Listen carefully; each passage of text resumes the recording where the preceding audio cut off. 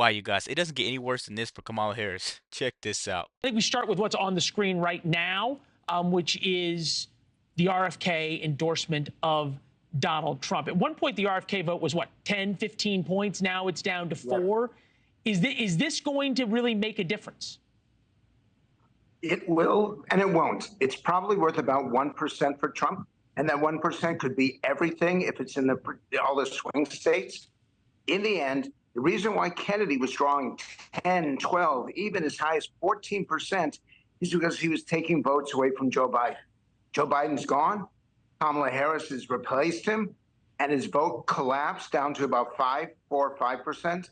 And what's left is a Trump vote. Some of them are simply not going to participate in November.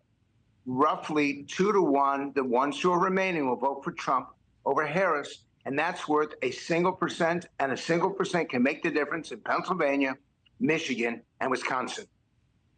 All right, and they're in Arizona today. Look, Robert F. Kennedy went scorched earth on the Democratic Party today, right? They're bought and paid for, the corporate media. He was censored, on and on and on. If RFK had endorsed Harris rather than Trump, would the coverage and the conversation be a lot different about it? That's a really good question. Good for you. That's a really good question. That is a really, really good question. I want to know what you guys think. If he would have endorsed him, do you think the longtime Democrats would have supported it? Because the Democrats are not trying to support Trump. I don't know why you guys are supporting such a wrecked party. The party's I can't say the cuss word, but it's a it show. It's crazy. This is way worse than the China spy balloons, China buying all of our farmland. This is way deeper than all that. That party right now, they're trying to prey on the kids. They're teaching them all kind of crazy things, guys. Let's continue with this video. I want to know what you guys think about that question in the comments. Please let me know. Question, I think it would have been. I think, quite frankly, that most of the people who report the news, even though they're supposed to be objective, and even though they try to be objective, that there is a bias. And it's a bias that they hold inside, and sometimes it's reflected in what we see, what we hear, and probably most importantly, what we read. And the key here is whether or not you can have faith, trust, and confidence in what you're being told. If he had endorsed Harris, I do think he would have been regarded as a hero. But because he endorsed Trump, the people who are communicating that are not giving him the credit that he deserves. And I think that we have to be careful in the last 73 days of this election campaign to understand the motivations of the people who are providing us information like what I'm doing right now, because I am dedicated to getting this election correct. Look, and you call balls and strikes, which is what we try to do here. There's a lot to unpack in what you just said, but to be fair, right, Donald Trump has been known to say, shall we say, some unusual things that require explanation, and that the people who report the news capture on, sometimes fairly, sometimes unfairly.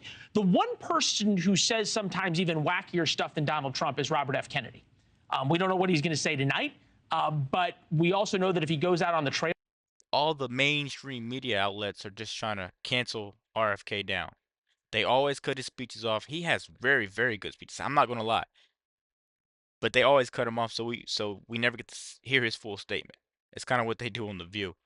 But I think the obvious candidate here, it's common sense who you should be voting for.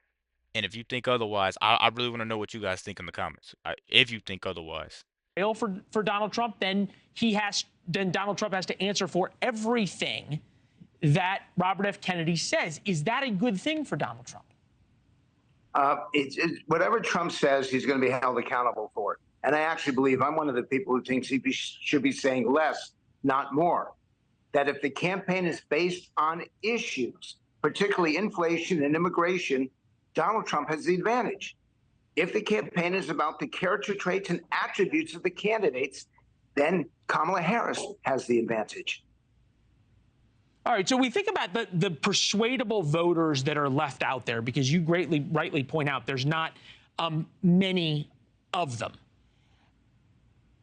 You think about who right now Donald Trump has in his camp. Tulsi Gabbard, Nikki Haley's endorsed him, and now Robert F. Kennedy. What is that group? What do those people represent that I think that's a loaded question. I think those people represent honesty and that they want what's best for the country. If you want America to be strong and prosperous, like the video right now, but you know who to put in office if you want that. You know who to go out and vote for if you want that. I'm just gonna be honest.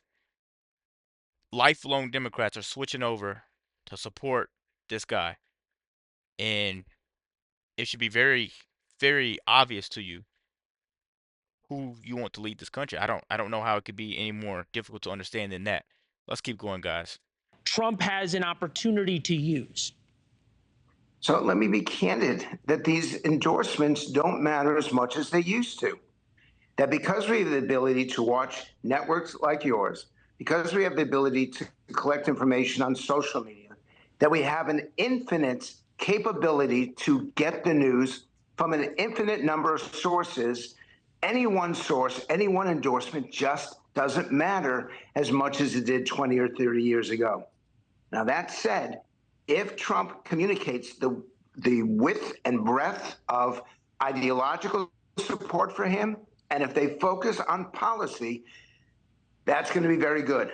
I do need to emphasize, and to shooting this straight, that if it is about attributes, if he continues to attack Harris and the way that he has done, and he gets away from inflation, which is really affordability, stops talking about paycheck to paycheck voters, which is better than working class or middle class. The language does matter here. If he does that, he's in the driver's seat. Guys, it kind of just upsets me how bad things have gotten. Like it upsets me so much to where Trump, it'll be cool if he won by, if you understand football, by a field goal, 3 points. But now I want him to blow her out. And with these people like Tulsi Gabbard on his team, RFK Jr., I believe he's going to win by 3 or so touchdowns. I believe it's going to be a complete blowout because the people may wake up to more of the truth on the sense of this guy's a Democrat. What is he seeing with this Republican? This woman's a Democrat. What is she seeing with this Republican? You know what I mean? I think it's gonna be way more obvious. And I think they treated him so unfairly that he needs to have that whole entire process investigated. How can you nominate someone like Kamala Harris, someone that's not proven herself? Someone that just lies and lies and lies and runs away from interviews. That at least that's what I've seen. She runs away from interviews. She never wants to take questions. Every day you click the news, you click YouTube, you see Trump all over the media. He's talking, even being funny at times. But then you see her, she's running away, she's smiling, talking about unburdened by what has been.